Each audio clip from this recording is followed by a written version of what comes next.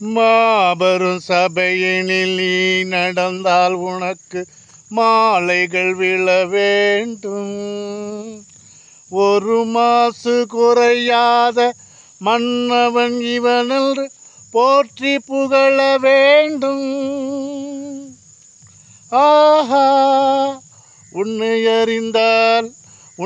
அறிந்தால் உலகத்தில் போராடலாம். உயர்ந்தாலும் தாழ்ந்தாலும் தலை வணங்காமல் நீ வாழலாம்.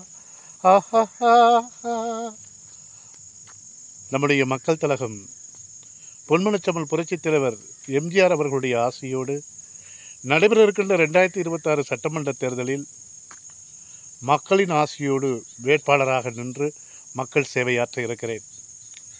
நம்முடைய கடையநல்லூர் சட்டமன்ற தொகுதி மக்களுடைய வாக்காளர் பெருங்குடி மக்களுடைய எண்ணற்ற கோரிக்கைகளை தற்பொழுது ஆய்வு செய்து அதற்கான களப்பணியில் விழிப்புணர்வு பணியில் வாக்காளர்களுடைய பார்வைக்கு நிறைய கோரிக்கைகளை எடுத்து செல்லக்கூடிய ஒரு நிகழ்வாக தொடர்ந்து தற்பொழுது அதற்கான பணியில் ஈடுபட்டு கொண்டிருக்கிறேன்.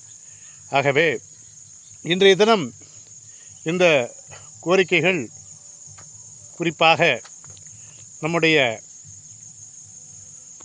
மத்திய அரசு 100 நாள் வேலை திட்டத்தை இந்தியாவிலே தொடர்ந்து பல்வேறு மாநிலங்களிலே நடத்தி வருகிறார்கள்.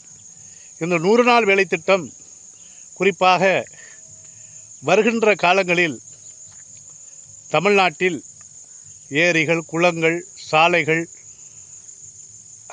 அடுத்தாற்போல் தரிசு நிலங்கள் அனைத்து பகுதிகளிலும் இந்த 100 நாள் வேலை வாய்ப்பு திட்டத்தில் பணியாற்றக்கூடிய பணியாளர்களை வைத்து மக்கள் பயன்படக்கூடிய விலங்கினங்கள், பறவைகள் பயன்படக்கூடிய பல வகையான மரங்களை நட்டு அதை வளர்த்து மக்கள் பயன்பாட்டுக்கும் ஏற்றுமதி இறக்குமதிக்கான அனைத்து களத்தை உருவாக்கக்கூடிய ஒரு நிகழ்வான ஒரு திட்ட அறிக்கையை நிச்சயமாக தமிழ்நாடு சட்டமன்றத்தில் என்னை நீங்கள் அனுப்பினால் அதற்கான ஒரு பணி நிச்சயமாக இருக்கும்.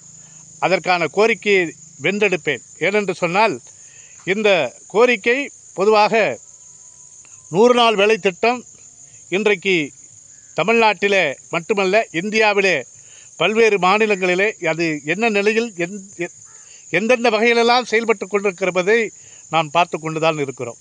ஆகவே அந்த 100 நாள் வேலை திட்டத்தை பணியாற்றக்கூடிய பணியாளர்கள் எப்படியெல்லாம் பயனடையலாம், ஒரு 5 ஆண்டு காலத்தில் அந்த பல வகையான மரங்களை நட்டு வளர்த்து அனைத்து கிராமங்களும் நகரங்களும் நோயில்லா வாழ்வு பெற்றிட, நிறைவான வாழ்வை பெற்றிட அதற்கான ஒரு கோரிக்கையை தமிழ்நாடு சட்டமன்றத்தில் நிச்சயமாக மானிய கோரிக்கையினுடைய விவாதங்களில் பங்கெடுத்த அரசாணையை பெற்று நம்முடைய கோரிக்கை மத்திய மாநில அரசுக்கு எடுத்து சென்று அதற்கான நிறைவான ஒரு செயல் திட்டத்தை சேவையாற்றுவேன் என்பதை உறுதி கூறி மக்களின் பார்வைக்கு இக்கோரிக்கையை சமர்ப்பணம் செய்கிறேன்.